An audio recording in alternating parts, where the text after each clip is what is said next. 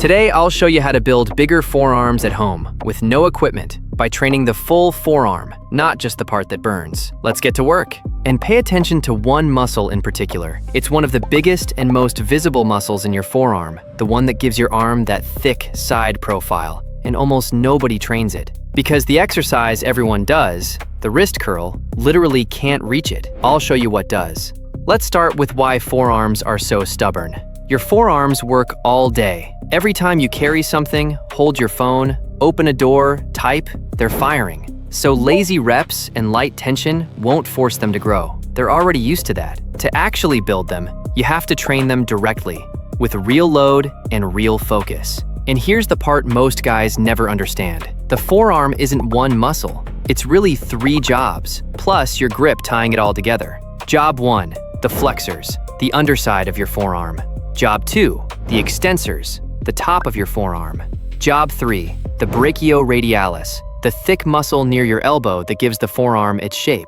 And the 4th piece, grip strength, which ties the whole forearm together. Most guys train one of these badly and completely ignore the other 3. That's why their forearms never change. Today, we fix all 4. Part 1, the flexors, the underside of your forearm, the muscles that curl your wrist and let you grip. This is the part most guys think they're training, and it's the part most guys train wrong. Here's the mistake. They do wrist curls with almost no weight.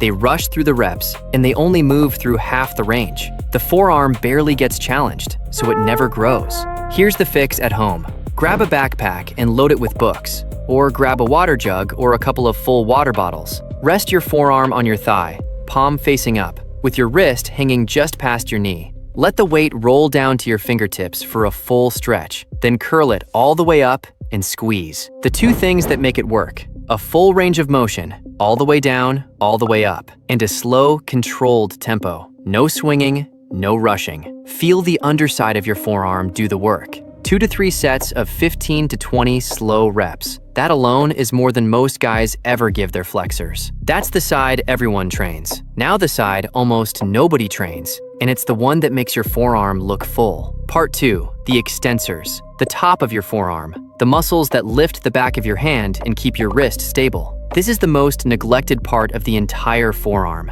and it's a big reason guys have forearms that look flat instead of full and 3-dimensional. Here's a fact that'll surprise you. Your extensors usually need more training volume than your flexors, not less. But what do most guys do? All wrist curls, 0 reverse work. They train the flexors over and over and never touch the extensors, the exact opposite of what builds a balanced, full forearm. Here's the fix at home. Same setup, flipped. Rest your forearm on your thigh, but this time, palm facing down, wrist hanging past your knee. Let your hand drop. Then lift the back of your hand up toward the ceiling and squeeze the top of your forearm. That's a reverse wrist curl. Use a lighter load than your flexor work. The extensors are smaller and weaker, so a light backpack or a single water bottle is plenty to start. Slow tempo, full range, same as before. 2 to 3 sets of 15 to 20 reps. Train this consistently, and you'll fill out the part of your forearm that most guys never even hit. Flexors and extensors handled. Now the muscle I promised you at the start, the one wrist curls can't touch. Part 3, the brachioradialis. This is the thick muscle that runs along the thumb side of your forearm, near the elbow. It's one of the biggest and most visible forearm muscles, the one that gives your arm that thick side profile when your arm hangs at your side. And here's the reveal I promised you. Wrist curls can't train it at all. Here's why. Most forearm muscles cross your wrist, so wrist movement trains them. But the brachioradialis doesn't cross your wrist. It crosses your elbow, which means the only way to train it is by bending your elbow, not your wrist. So all those wrist curls everyone does, they completely skip the muscle that adds the most visible size to your forearm. Here's the fix at home.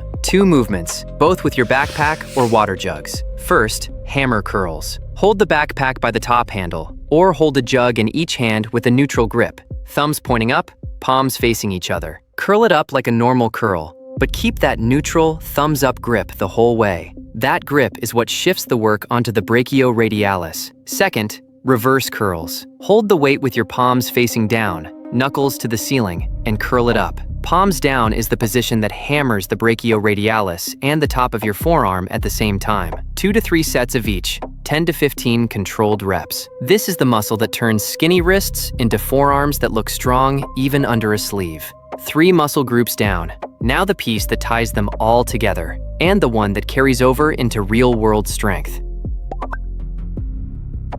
This is the piece that ties your whole forearm together. Grip strength is one of the simplest signs of overall physical strength, but for this video, we care about it because it builds real forearm thickness. Here's the honest part most people get wrong. Squeezing a little gripper gadget on its own doesn't build much. Grip grows the same way the rest of the forearm does, from holding real load for real time under real tension. Here's the fix at home. First, heavy carries. Load your backpack as heavy as you can, or grab the heaviest jugs or bottles you have, and just walk up and down a hallway, around the house, for 30 to 60 seconds. Your grip, your flexors, your whole forearm has to fire the entire time to hold on. This one move builds grip and forearm size together. Second, towel work. Loop a towel through your backpack handle and grip the towel instead of the handle. The thick, soft grip forces your hands and forearms to work way harder. You can also take a wet towel and simply wring it out as hard as you can, back and forth, for time. Hold heavy, hold often. Grip responds to time under tension, so the longer you can hold, the more it grows.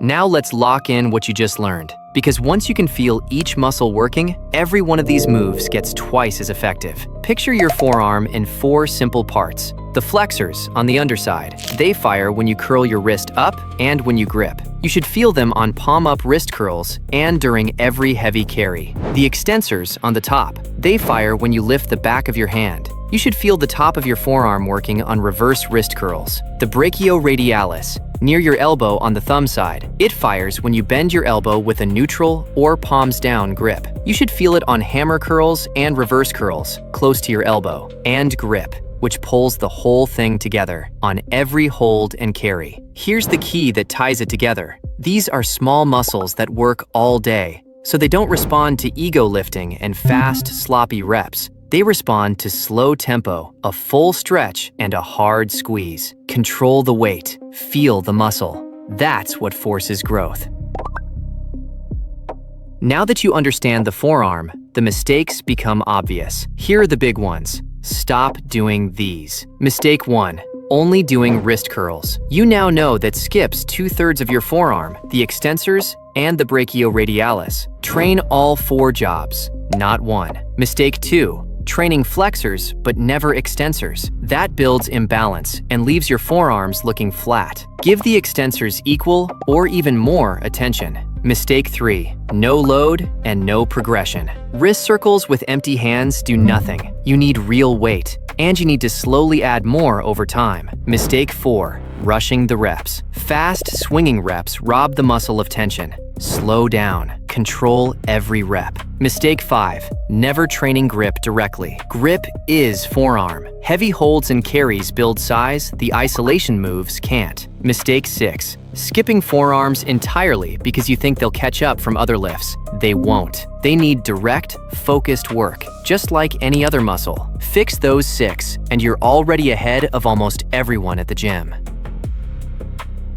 Let's turn all 4 jobs into a simple home workout. Do this 2 to 3 times a week. Your forearms recover fast, so they can handle frequent training. Here's the whole thing in one breath. 2 wrist movements, 2 elbow movements, 2 grip finishers. That's the entire workout. Wrist curls, palm up. Reverse wrist curls, palm down. Hammer curls with a neutral grip. Reverse curls with palms down. Heavy carries for 30 to 60 seconds, and towel holds to finish. Your forearms only grow if the work gets harder over time, so progress it. Make the backpack heavier, add more books, add another water bottle every week or 2. Make the carries harder. First go heavier, then go longer. When a set starts to feel easy, that's your signal to add load. Slow, steady, week after week. That progression is the difference between forearms that stay the same and forearms that actually grow. 4 parts: flexors, extensors, brachioradialis, grip. Wrist curls were never wrong. They were just one part of the answer. Now you have all four. Train the whole forearm. With nothing but a backpack and some water, 2 to 3 times a week. And in a couple of months, your arms will look thicker from every angle. Stop curling your wrists and hoping. Start training the whole forearm. Comment forearms plus the part you've been missing, and I'll help you out. Let me guess. For most of you, it's the extensors. See you in the next one.